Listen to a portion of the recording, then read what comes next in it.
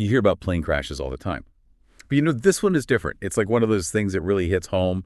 And it reminds us that even in, what seems like the most controlled airspace, tragedy can still happen. Yeah. And you just don't expect it.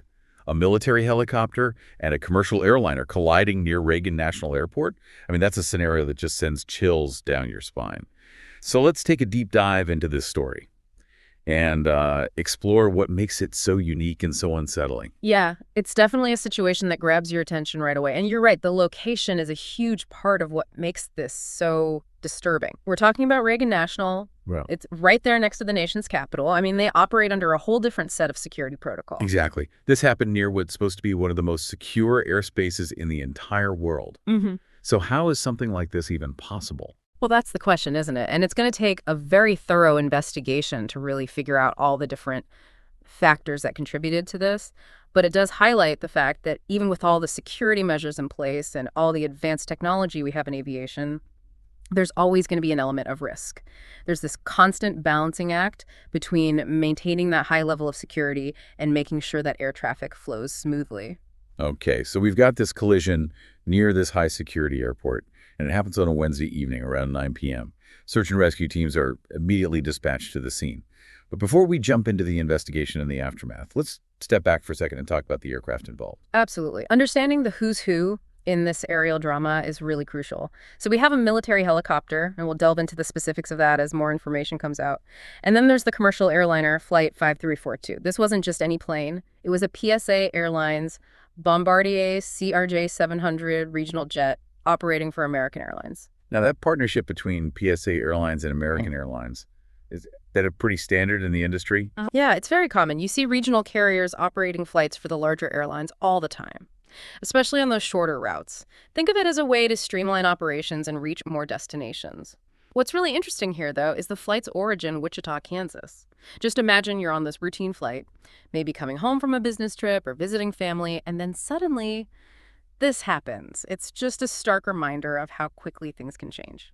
So the CRJ-700, is there anything about its design or its safety record that might be relevant to what happened? Well, the CRJ-700 generally has a solid safety record, but there have been some concerns raised about its handling in certain wind conditions, particularly strong crosswinds. Whether that played a role in this incident, though, is something investigators will have to determine. They'll be looking at every possible angle: the flight data recorders, air traffic control communications, the pilot's experience, weather conditions, the whole 9 yards. It's a massive investigation. And then there's this detail that really caught my eye. President Trump was informed about the collision. It's not every day that the president gets briefed on something like this, right? It's definitely not typical for the president to be notified about every single aviation incident. So this suggests that they recognize the seriousness of the situation right away. It's very likely that the potential national security implications given Reagan National's location were a major factor in bringing this to the president's attention. Even if it turned out to be a tragic accident, the initial response had to consider all possibilities. So it's not just the collision itself, but the location adds a whole other layer of complexity to the situation. Exactly. And that brings us to another really interesting point. White House Press Secretary Caroline Leavitt actually confirmed to Fox News host Sean Hannity that President Trump had been briefed. Now, why would they make that public? Was it a move towards transparency, a way to show that the administration was in control of the situation? Or maybe they just wanted to get ahead of any rumors or speculation that might start circulating. It's all about managing the flow of information in these high-stakes events. Okay, so we had this collision in a highly sensitive location. The president is brought into the loop. It's a lot to unpack. But we can't lose sight of the most important element here: the people involved. That's where the human element comes in, and it's often the part that gets lost in the initial breaking news reports. Yeah. We're talking about real people whose lives were on those flights. What were they going through in those final moments? And what about their families and loved ones who are now left wondering and waiting for news? It's just heartbreaking. It really is. It's almost too much to comprehend. But these are the stories that we need to remember as we continue to delve deeper into this tragedy. You're absolutely right. As we move forward, it's crucial to consider not just the what and the how of this collision, but also the who. Who were these individuals? What were their stories? And how will their lives and the lives of those who love them be forever changed by this terrible event? It's those human stories that really make you realize the weight of these events. Yeah. You know, it's easy to get caught up in all the technical stuff and the investigations and all the political back and forth. But at the end of the day, this is about people. Yeah, and you think about those families just waiting for any news. It's just unimaginable. Hmm. How do authorities even start to approach an investigation like this? Uh-huh. I mean, it's not like investigating a car accident. It's a really complicated process. There Yeah. are so many different agencies involved, the FAA, the NTSB, and probably even the military, since we have a military helicopter in the mix.